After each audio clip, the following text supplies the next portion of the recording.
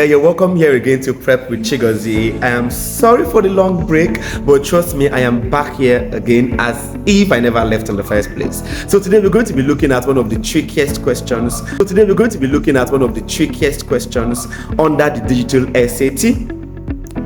Yes, your guess is as good as mine right now. I'm talking about the first question type. Yes, I know you must have come across it in one of my recordings previously, the fire strategy. So if you probably wrote the exam before and you didn't hit your desired score, I'm sure in your mind right now you are almost certain that one of the questions that pulled you back was the inference question. But help you deal with the misery that comes with dealing with this question. Trust me, it is easier than you think.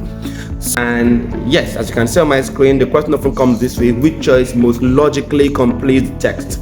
Now, one thing you have to realize is that for this question, which I think is the reason many students miss it, is the fact that many of the options are not direct to words from the text. They are not direct to words from the text. They are sentences or phrases that are meant to complete the text logically. In other words, you must be able to follow the story from the beginning to the end. Yes, I'm sure that's coming like this is looking like something is possible. But no matter how long the text is, there are particular parts to pay closer attention to. Now listen closely. What are those parts? Talking about the first sentence, which often contains the major claim of the passage, and the last sentence. Yes, these are the most important parts of the text, especially when you're trying to beat time and you are under the tense atmosphere of the exam. You're looking for, okay, what particular part do I look at to grab my answer? We're looking at the first part of the passage, which of course refers to the first sentence, and then the last part of the passage, the part that needs completion. And I'll have you know now that between both parts, the most important, especially because you're completing the passage, is the sentence that comes before the blank. Yes, another thing to note is your transitions. I can't say enough how important transitions are. So you could read the first sentence and you come across, after the first sentence, you come across a word like however, but in any case, nevertheless, just expect that the idea you were moving on with from the first sentence has shifted to something else, and that new detail becomes even more important than the previous. Now let's approach this question. I would deal with it the way I would typically deal with it if I were in the exam myself and I'm trying to beat time. Quickly, I look at the last sentence. Before matches, however, I just mentioned how the huge role that transitional word can play. At salt match edges, however, crab-induced soil loosening can promote match loss by accelerating erosion, suggesting that the burrowing actions of crabs dash. Now, pay close attention. Apply some simple logic here. From what we just read, that sentence is looking pretty negative. Salt match edges. Crab-induced soil loosening at salt match edges can cause erosion. In other words, crab-induced loosening of the soil is not so healthy, finally, for the soil. This could suggest that burrowing actions of crabs are negative. That is my quick prediction so far. Assuming I didn't get to read another parts. The burrowing actions of crabs are negative. So you see, it wasn't necessarily stated in the passage that the burrowing action of crabs are negative, but I was expected to deduce it from the information preceding the blank.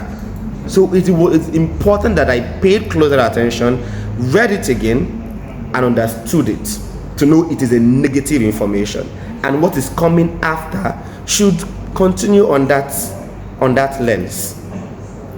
So you see, at this point, I'm already guessing my answer should be a sentence or a phrase that supports the idea that the burrowing actions of crab, especially at salt matches, is negative. I don't have to read the other part. Remember, I said I was going to deal with this as though I were in the actual exam and I don't have enough time.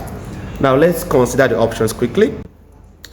A says can be beneficial to matches with small pins but can be harmful to matches with large pins. Now you see, obviously at that point, this is a tricky answer. At that point, we were told that at-sort matches, indicating that the borrowing actions of crabs are negative as far as the location is concerned, not as far as the size of the panes is concerned. And of course, we've seen often that points to the matches being beneficial, the actions of the crabs in the matches being beneficial. Not quite, the last part of the option exactly doesn't quite complete the sentence logically. Option B may promote increase in matches in match plans or decrease in match plan depending on the crab's location.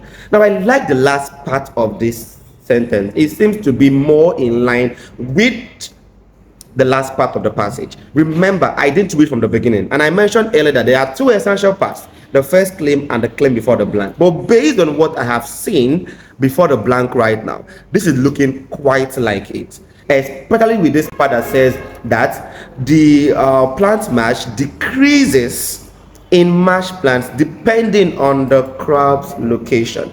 And here, of course, we are told that at-sort matches. The borrowing actions of crab were predicted that it could be negative. Very well.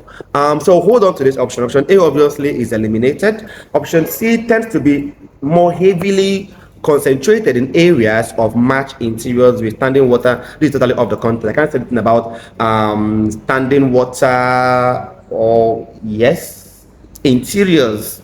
Those are words I cannot even tie. I cannot deduce from any of the words used before the blank. So C is totally off as well. D varies in intensity depending on the size.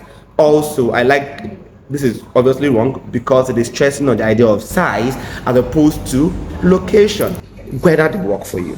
And if they do work, you want to be consistent with it, even with more practice.